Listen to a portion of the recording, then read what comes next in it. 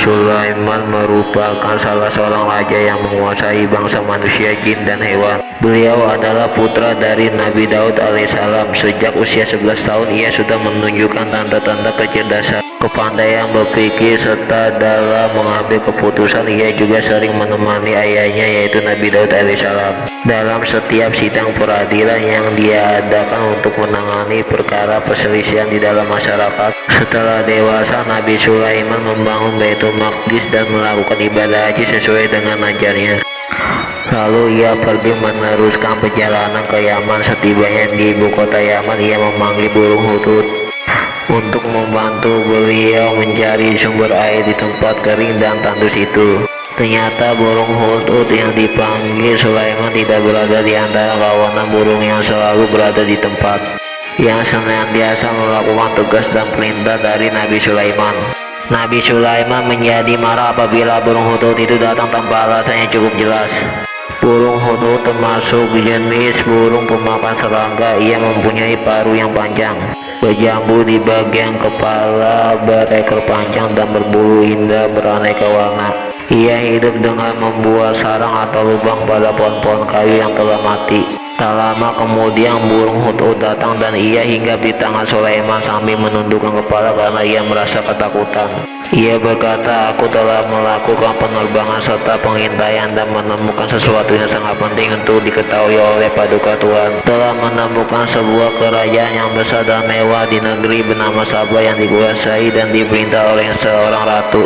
Aku juga melihat ratu itu duduk di atas sebuah tahta yang megah bertaburkan permata yang berkilauan. Ratu dan rakyatnya itu tidak mengenal Tuhan pencipta alam semesta yang telah mengaruniakan mereka kenikmatan dan kebahagiaan hidup. Mereka tidak menyembah dan sujud kepada Allah tetapi kepada matahari. Mereka bersujud kepada matahari di kala terbit dan terbenam. Mereka telah disesatkan oleh iblis dari jalan yang lurus dan benar," kata burung hutut. Nabi Sulaiman menjawab, "Baiklah, kali ini aku ampuni kesalahanmu karena berita yang engkau bawakan aku anggap penting untuk diperhatikan. Aku akan menulis sebuah surat dan bawakanlah surat ini ke negeri Sabah, tempat istana ratu yang engkau maksud. Kemudian kembalilah secepatnya sambil aku menanti perkembangan selanjutnya bagaimana jawaban dari Ratu Sabah atas suratku ini." Burung hutut terbang kembali menuju negeri Sabah. Setibanya di atas istana kerajaan, burung hutut melemparkan surat dari Nabi Sulaiman tepat di depan Ratu Balqis yang sedang duduk di atas tahtanya yang megah. Ia terkejut melihat sepucuk surat jatuh dari udara tepat di hadapan wajahnya. Dalam surat tersebut, Nabi Sulaiman mengajak Ratu Balqis dan rakyatnya agar tidak menyembah matahari dan berserah diri kepada Allah.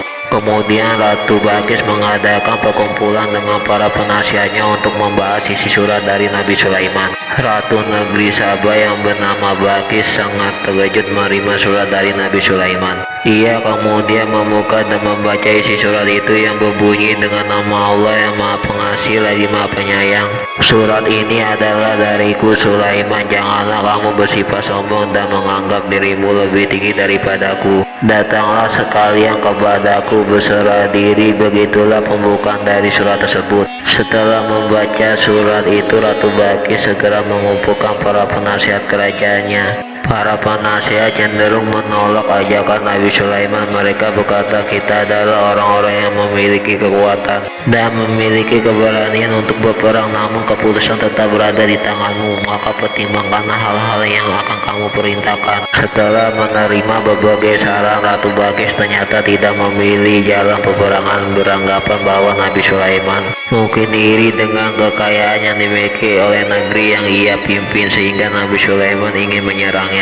Oleh karena itu, Ratu Balqis memutuskan untuk mengirimkan sejumlah hadiah kepada Nabi Sulaiman. Ratu Balqis ingin mengetahui apakah Nabi Sulaiman merupakan pemimpin yang serakah. Para penasihat kerajaan menyetujui keputusan Ratu Balqis. Hadiah itu berupa ratusan kepingan emas dan permata yang dibungkus dengan kain sutra. Utusan Ratu Balqis segera pergi dengan membawa hadiah tersebut untuk diberikan kepada Nabi Sulaiman. Setelah menempuh perjalanan berhari-hari, utusan Ratu Balqis sampai di istana Sulaiman. Nabi Sulaiman menerima utusan Ratu Balqis dengan baik, namun beliau tidak mau menerima hadiah tersebut. Para utusan Ratu Balqis sangat takjub dengan keindahan Nabi Sulaiman. Mereka juga tampak keheranan dengan banyaknya pasukan Nabi Sulaiman, dan di antara barisan perang itu terdapat pasukan hewan dan jin. Mereka menyadari betapa kecilnya hadiah yang mereka bawa dibandingkan dengan kekayaan yang dimiliki kerajaan Nabi Sulaiman. Para utusan Ratu Balqis itu kemudian pulang ke negerinya dengan membawa kembali hadiahnya. Setelah mendengar kabar dari utusannya, Ratu Balqis menjadi terpesona dan bermaksud datang menuju Nabi Sulaiman. Ratu Balqis memutuskan untuk melihat sendiri kerajaan Sulaiman. Ia dan beberapa pengawalnya kemudian mempersiapkan diri untuk berangkat menuju ke istana Nabi Sulaiman. Mendengar kabar bahwa Ratu Balqis sedang menuju istananya, Nabi Sulaiman segera mempersiapkan penyambutan kepada Ratu Balqis. Maka diperintahkannya para jin untuk mendatang ke singgasana Ratu Balqis secara diam-diam. Karena sang ratu sedang dalam perjalanan untuk menghadap Nabi Sulaiman.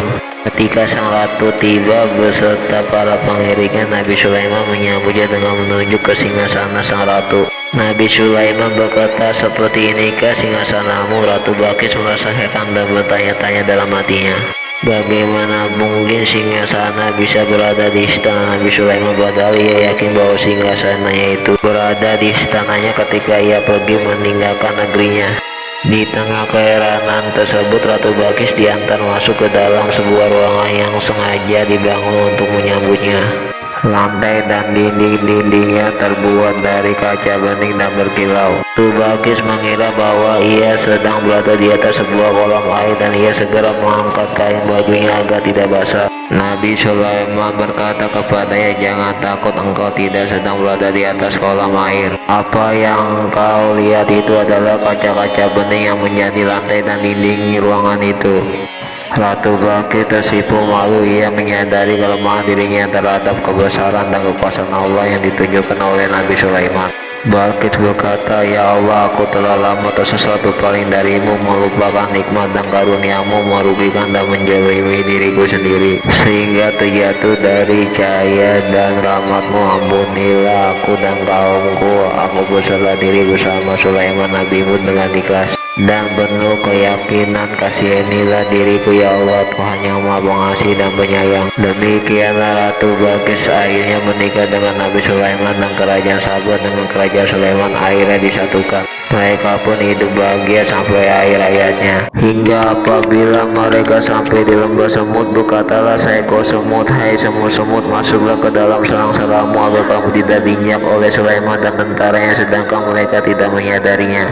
Maka dia tersenyum dan tertawa karena mendengar perkataan semut itu, dan dia berdoa, "Ya Tuhanku, berilah aku ilham untuk tetap mensyukuri nikmatmu yang telah engkau anugerahkan kepadaku dan kepada dua orang ibu bapakku, dan untuk mengerjakan amal soleh yang kau ridhoi, dan masukkanlah aku dengan rahmatmu ke dalam golongan hamba-hambamu yang soleh."